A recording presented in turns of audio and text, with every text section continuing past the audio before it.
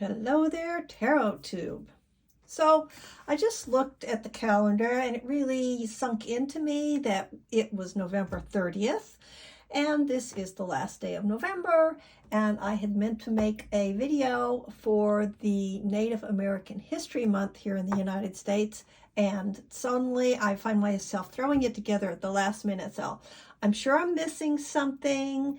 That's kind of a little disclaimer about this video that you're going to say. First thing I want to say is there aren't enough decks that are really respectfully dealing with Native Americans or indigenous people in North America or the US. So there's an opportunity out there, folks. But I'm going to show you what I have, which isn't much. All right, so let's clear these out. The first deck I'm going to show you is this one. It's a Marseille deck by Aunty K's Tarot, and she has a YouTube channel which I will link, and you can check her out. Now, she also did a deck called the Land Back Tarot and Oracle. It was a Kickstarter. If you snooze, you lose. I did not back it, and to my everlasting shame and chagrin, I blew that one. So maybe I'll find it someday. So now she's got this deck, which is, so I'm stretching it a little bit because this holiday, let's get a little closer. This holiday is actually a United States holiday, and she is a Canadian creator, but I think people, you know, certainly US is part of her audience. It's printed in the US. So let's just take a look at this one because it was created by an indigenous person in North America.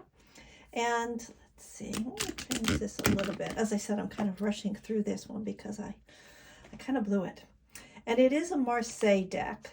It's got a lot of diversity here. I feel like, yeah, I used the word respect before, but I feel like respectful is a good word to describe the artwork here in the majors. Now, it's a Marseille deck, so we're going to step away from people once we get to the suits. And let's get my hand over here so I don't keep messing up the focus. So we have a lot of people of color here, and it's very, very modern. It's not, there's nothing romanticized about the people in this deck, which I appreciate. These feel like real folks. If I've got her story right, she works on psychic hotlines. So I'm sure she, you know, hears a lot of modern issues, modern concerns. So it would make sense that she would do a deck that's so modern. Oh, I should tell you who the artist is. The artist, Modern Art Styles in Infinity Design with a Huion tablet on photo backgrounds. So I don't know exactly what that means. Published on Turtle Island, illustrated in the Mississippi. Sorry about that. Algonquin territory. If you don't know whose land you're living on, you might want to take a look. It's kind of an interesting thing. In my link in my bio, I say which land I'm on. I'll let you look, but I'm in New Jersey. So I love this happy squirrel. It's kind of funny. Bonus. Okay. So now we get to our, and we're not going to look at all of these, but we'll just look at a few. Let me go back out now. We'll just look at a few of these so you can see how she's done this. Like I said, it's a Marseille deck.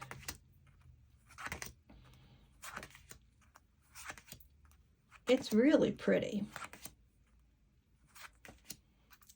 And of course, we've got people in the courts again.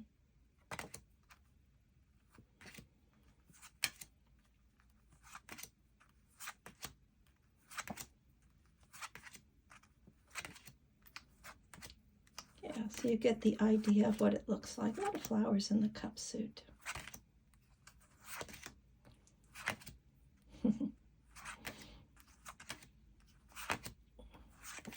So if you are a Marseille reader and you would like a modern deck created by someone who is, now let's see, if she's in Canada, let's see if I can get the right terms, even though we're here for Native American Month. I believe First Nations is the preferred term in Canada, if I'm right. So there you go. I think it's a lovely deck. I'm very happy to have it in my collection. So this one I did back and got it in time. It just came in November. So I haven't used it a whole lot, but it's awfully nice.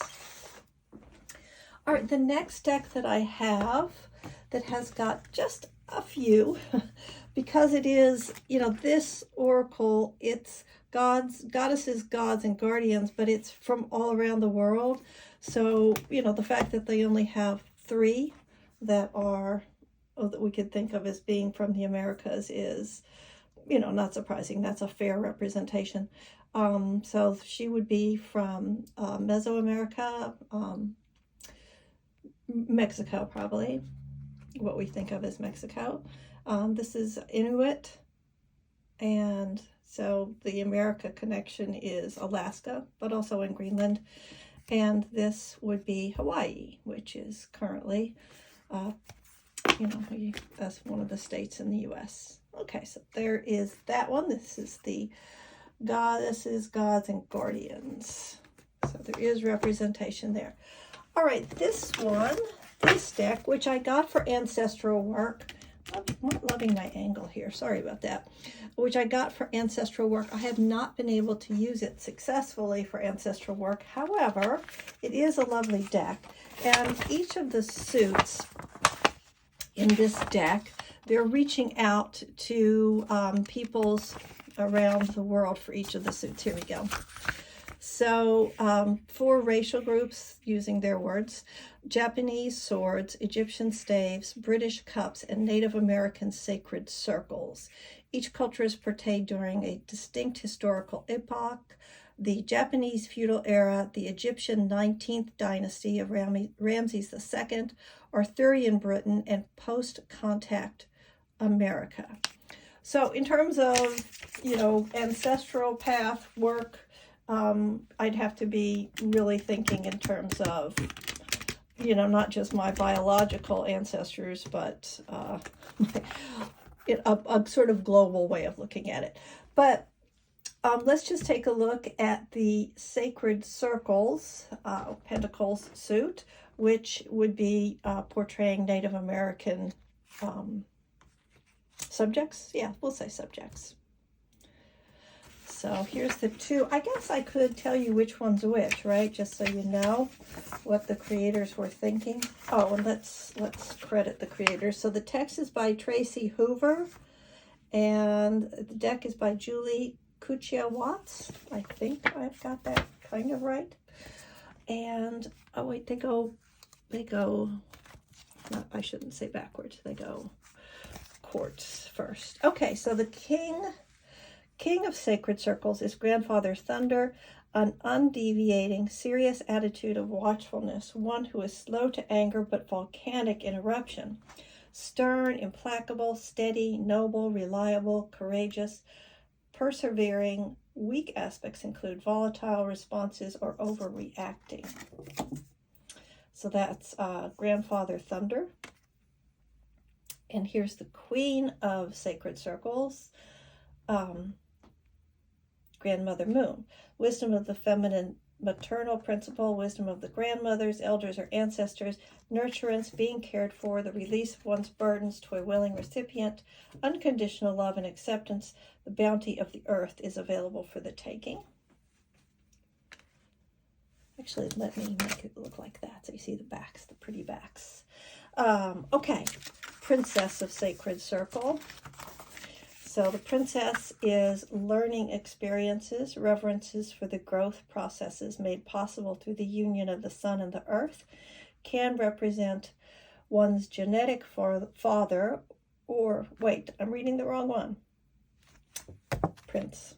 Where'd the prince go? Oh, I've just got this all. No. I did the Queen. Oh, here we go. Sorry about that. It's not going to get edited out either. There's our prince. Okay. A tutor, teacher, or mentor who shares knowledge and wisdom. One who nurtures the young, helping to develop newly planted ideas and concepts. Right. Okay, now we get to our princess.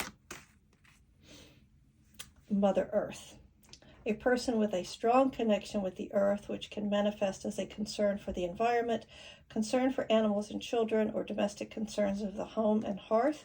The traditional meanings of thrift, diligence, and benevolence apply here, as well as the negative temptations of waste and laziness. Oh, can you see how big these cards are? It's like almost as big as my whole hand. Okay, the 10 of Sacred Circles. The extended family, kinship, clan matters, bloodline, family matters, the accumulated wealth of experience offered by the extended family, relationships with relatives, the wealth of one's family traditions. Conversely, problems in the family arena. And here is the 9 of Sacred Circles. Mastery of life. Maturity brings wisdom and the responsibility to share wisdom with others, savoring the blessings bestowed by age in a less exalted sense. The image points out the dangers of hero worship, dependency upon doctrine, and unworthy gurus. Okay, the 8 of Sacred Circles. I hope you're good with me reading all of this, but I think it's interesting. Apprenticeship, learning a craft or vocation, job training, physical dexterity and skill. Alternatively, half-hearted efforts, chasing shallow goals rather than developing inner convictions, going through the motions, lack of purpose or direction. And the 7 of Sacred Circles, the rewards of hard work, the bounty of the harvest, communal sharing of food and or resources, the fruits of labor sustain the community throughout the winter season, conservation of resources for lean times. There's our 6 of Circles. Reciprocation. I think reciprocity. I'm confused about that word. Sharing prosperity with those who helped you become prosperous. The giving or receiving of a gift, passing on of wealth in the Native American custom of potlatch.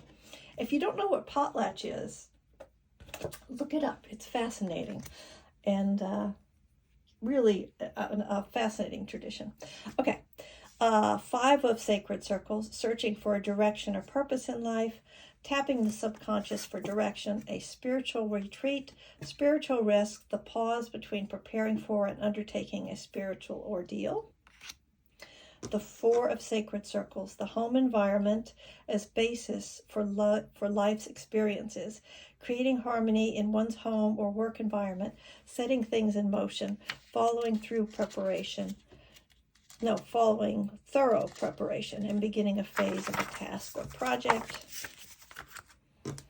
Now the 3 of Sacred Circles, a craft is mastered when 1, the body, 2, the materials, and 3, the idea all become one. Ethics and values are constant with one's lifestyle. Work reflects values, balance between work, social, family, and spiritual responsibilities. The 2 of Sacred Circles, integration of the spiritual and physical worlds, balancing the 2 worlds. The card illustrates a peak experience, an event that will cast a shadow over one's future. It shows what can be achieved by a fully empowered human being. And then here's our ace. The gifts of the earth, plants, metals, fertile soil, precious stones, and minerals. The earth is indeed a sacred circle. So that is the back. That is the Ancestral Path Tarot deck, the suit of Sacred Circles. And then the last deck I want to talk about is really talking as much about the creator as the actual deck. So this is the Goddess on Earth Oracle, which is created by a photographer. Oh gosh, I'm blanking out. Is it up here on her name? Hello. And she is doing a lot of, here we go, Lisa Labart. She is doing a lot of work right now in the Native American community. She is mounting photo exhibitions and going out and documenting women who, modern women who are keeping the traditions of their ancestors alive. And there's not a lot of it in this deck. I'm just going to show you a little bit about her imagery.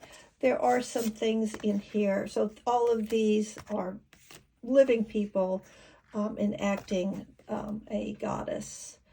So there are things in here that are reflecting Native American traditions, but most of it is not. I just wanted to show this to you and make you aware of her work. I've been to an exhibit that was here in New Jersey. People, people who were descendant from Native Americans who lived where I live, and it was just fabulous. So that's what I've got. It's not a whole lot. Like I said, there's opportunities out there, but this is what I have for celebrating Native American Month. The Goddess on Earth Oracle, the Ancestral Path Tarot deck, a few cards in here, the goddesses, gods, and guardians, and this new deck, this Marseille deck by Aunty. So that's it. Hopefully next year I'll be able to come back and have more decks to honor the people who were on this land first before people like me got here.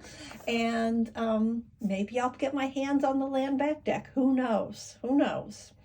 If you have the land back deck and you did a walkthrough, please put it in the comments below. And if you want to see if I get more decks next year, then subscribe and you'll find out. So that's it. And we're about to hop into December, and hope your November is closing out well. Bye-bye.